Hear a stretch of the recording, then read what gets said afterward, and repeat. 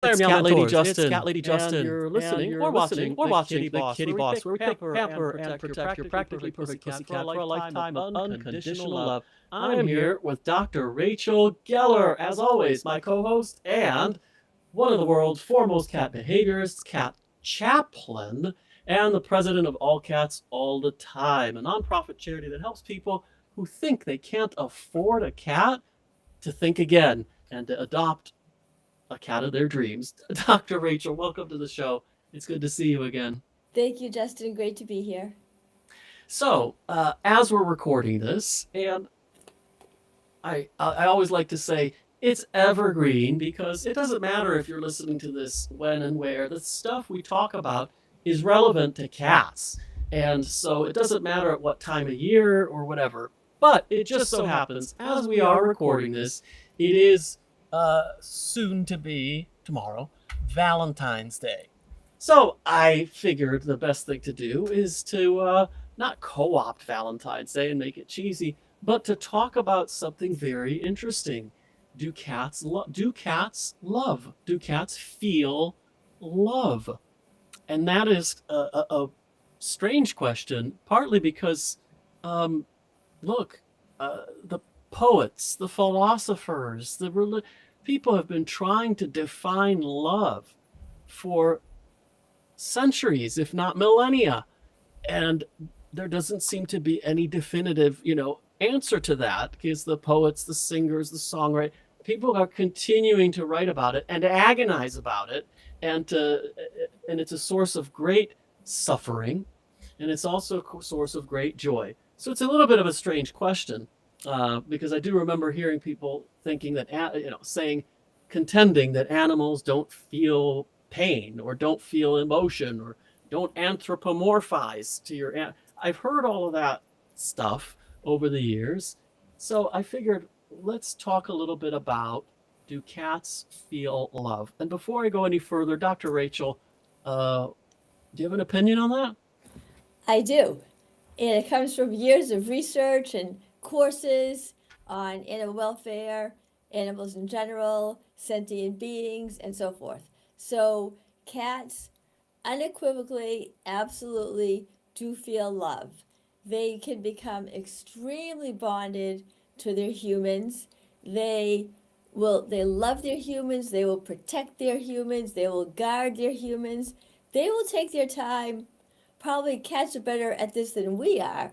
They will take their time to listen to us, the tones we may use in our voice, the inflections we may use in our voice, and respond appropriately. They understand we feel sad, nervous, happy, relaxed. So yes, cats do feel emotions, and above all, they do very much feel love. They love us very much. They have different ways of showing it. And interestingly enough, when there's a death in the family, whether another pet or a human, that cat will grieve. That cat will experience sadness and will grieve at that loss. So they feel enormous love for us and show it on a constant basis and grieve our loss when we're no longer here.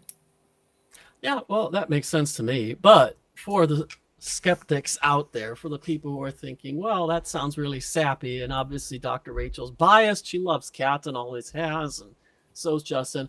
Let's think about it this way. I don't want to get a dictionary, and I don't, because people argue and debate about that. I don't want to get, quote some philosopher or poet or whatever about what is love. But if we just take a second to think about it and think about mechanically, forget all the philosophy behind it, but mechanically, what is love? What does it look like? How would you define it on a purely mechanical basis without adding any feeling or emotion into it? It is simply a intensity, a strong feeling of affinity, meaning attraction between things. Could be magnets that go together, but in this case, it's you and whatever the object of your affection is. It's a strong attraction of affinity directed into one direction, one thing, into something, whether that's a person, I love you. What does that mean? Now, we have to be careful because does that mean sexual attract? What kind of affinity are we talking about? Doesn't matter because there are many kinds of love. There's brotherly love, sisterly love, familial love, sexual, all of the above. We're taking that out of the equation and we're saying it's simply that intense feeling of affinity, meaning you want to be together. You want to be occupying the same space. You want to come together. And it's a strong feeling. It could be towards my water bottle. I don't love this water bottle, but it could be anything. And so is it a cat? Is it a person? Is it a group, a country, whatever it is? So just looking at it purely that way, can we observe? Can we notice? Pay attention, look. Does a cat exhibit that? Do they? Well, do they have a strong attraction for occupying the same space as you?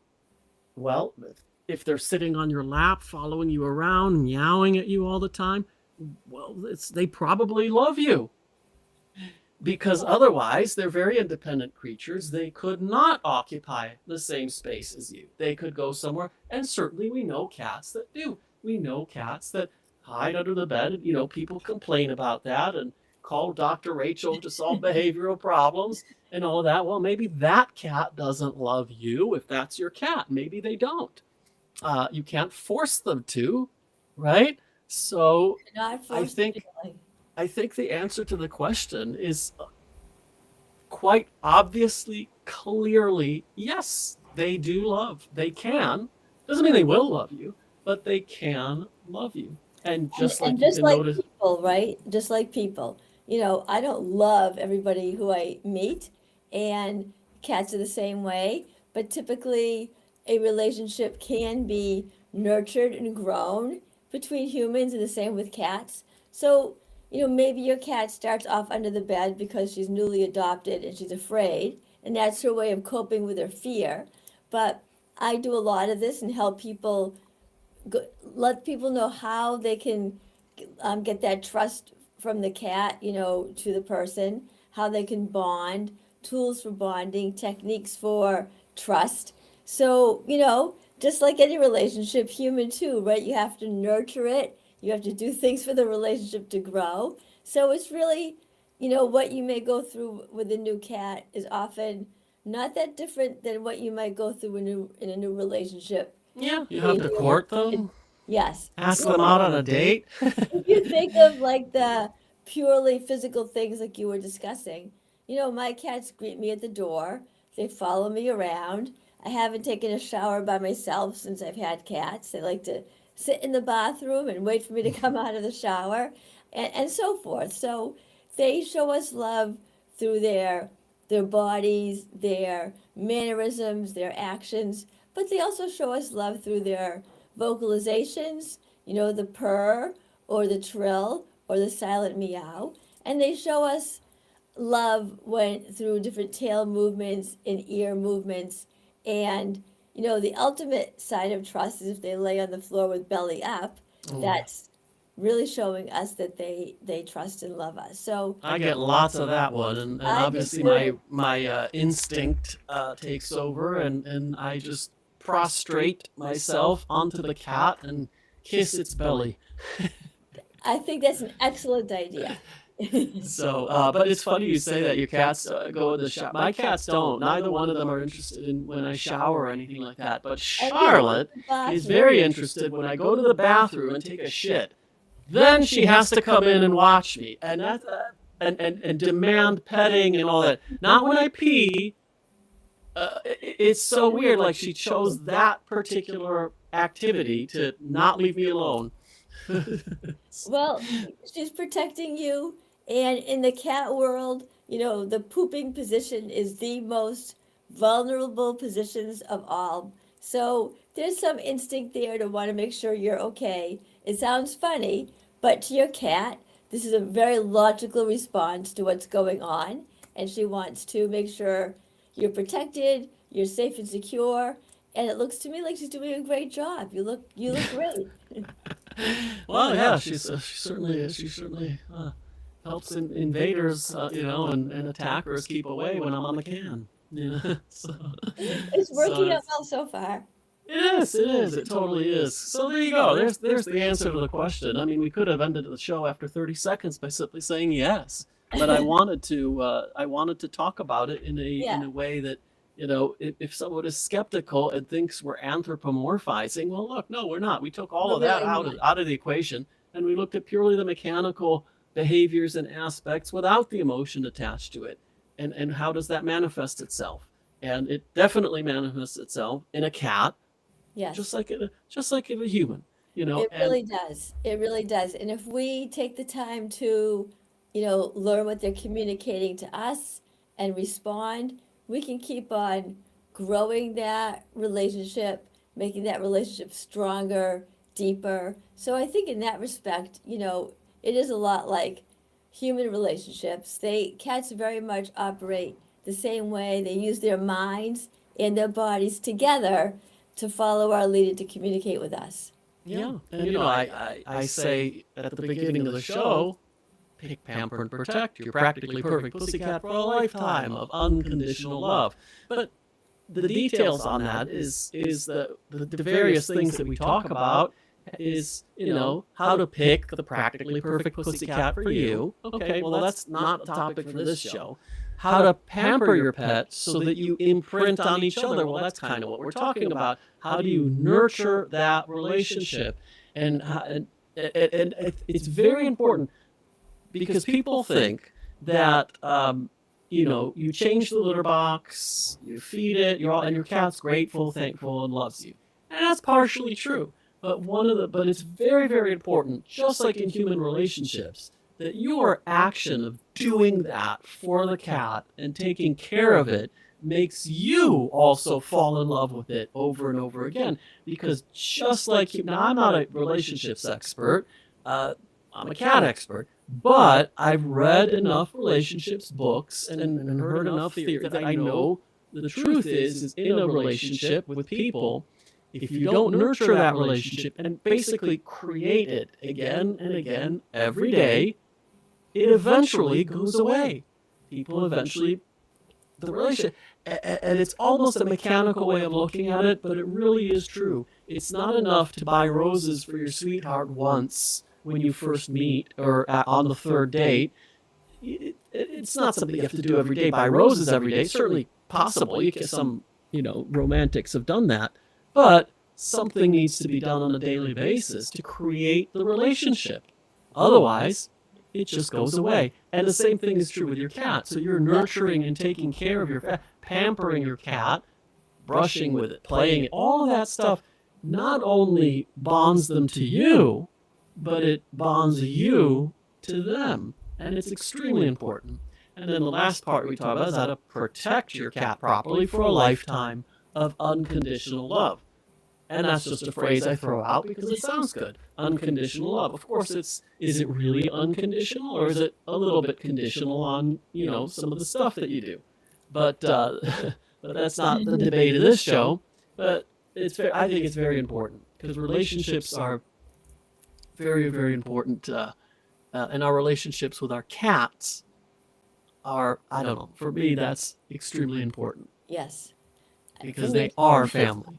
yes, they're a part of my family. They're very important to me, and they do love you no matter what if you have a bad day, if you screwed something up, if you were frustrated, if you were sad, they love us through all of those emotions. And not only that, when they sense that something is wrong, they will spring into action and spend more time with you.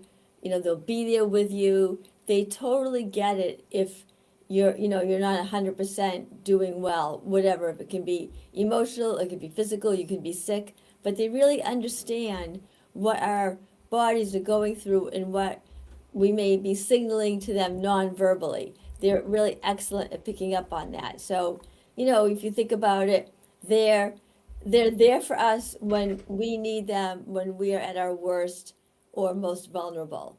And there aren't too many relationships that you can say, are like that when you think about it. And for those years that we have that cat, and they're always there for us, um, trying to keep us happy, trying to keep us safe, in their logical cat world, it really can be a beautiful, harmonious relationship between people and their cats. It totally can. And, as we're talking about relationship and Valentine's and all that, I think it's important that we don't harp on it, but at least touch on, you know, you have plans, right, for Valentine's Day. I do. Involve some cards, involve maybe some chocolate and flowers. I don't know. I know you're going to a game, but some people, it's chocolate, it's flowers, and those are great. Those are lovely. So just remember, it's just a quick tip. We don't need to harp on it. Just remember, chocolate is a poison to cat. It can kill them. So be careful with that. It's not like you can't have it. I love chocolate. I'm a chocoholic probably, but I am careful with what I do with it. And same thing with flowers. Be very, very careful. The flower that you bring to your home, or your sweetheart's home, or that you give to your sweetheart if they have a cat, because a lily is you shouldn't ever look at them or have them Yes. or even touch them, because those are the most toxic flowers to cats. They'll kill them very quickly. Other flowers like roses and all that are okay. They're not a problem. They're not toxic per se. They're not a poison. But the leaves, if the cat eats them and all that, can still cause some disruptions in the Yes. intestines and blockages. So Yes. we just want to be a bit careful with all of these, gifts that we give at this time of year, and that's all really. It's not to give them. It's just to be careful with them and mindful of the Yeah. cat. Give the gifts, eat the chocolate, admire the roses, just keep them up and away from where your cat can get to them, in a cabinet, someplace high that your cat can't jump to, and that's it. Yeah, and that's it. It's as simple as that, I think. Yeah. And that was just sort of the warning, the warning, if you will. Everything else is nice. Do you do anything for your cats for Valentine's Day, or do you keep that just between you and your husband? I'm not one of those people that, breaks out all the cat stuff for the different holidays. Usually I do what I always do, which is love them so much, give them treats, give them a lot of attention, a lot of love. So I don't know, in my world, my cats probably can't discern between Valentine's Day and any other day, because I'm pretty much unhealthily attached to my cats. Well, depends unhealthily or healthy. Or maybe it is healthy. Who knows? But that's it. So I think that's a good place to end the show. I think it's great that we have discussed that, and just as a reminder to be careful with all the stuff, and also as a reminder, cats do feel love. Yes. So you want to be careful with that too. Don't mess with them. Don't screw with them. If you're going away, we're entitled to go on a vacation, no problem. If you're going to move, be mindful of your cat's feelings. Be very careful if you're going to give up your cat. Surrender them. Because I don't know how anyone could do that if they actually love their cats. But even if you don't love your cat, maybe your cat loves you. Yeah. Think about how that makes them feel if all of a sudden you're getting rid of them. And if you do need to surrender, I work with a lot of people who find themselves homeless or evicted. Right now there are a lot of issues with the economy and with housing. So sometimes people do have to make very difficult decisions regarding surrendering. But I always try to frame that, someone who does surrender their cat, we know at least they really care about the cat. They're not abandoning the cat. They're not letting the cat out somewhere. They're bringing the cat someplace where they know that the cat will receive, medical care, will be loved, will be cared for, will have all of her needs met, and she'll find, another loving home. So I do try to understand that there are circumstances where surrendering might be inevitable, but yes, and it's so important for shelters and rescues and volunteers who are receiving these cats to really understand the trauma and the sadness that this cat is experiencing, losing probably the only home that she's ever known.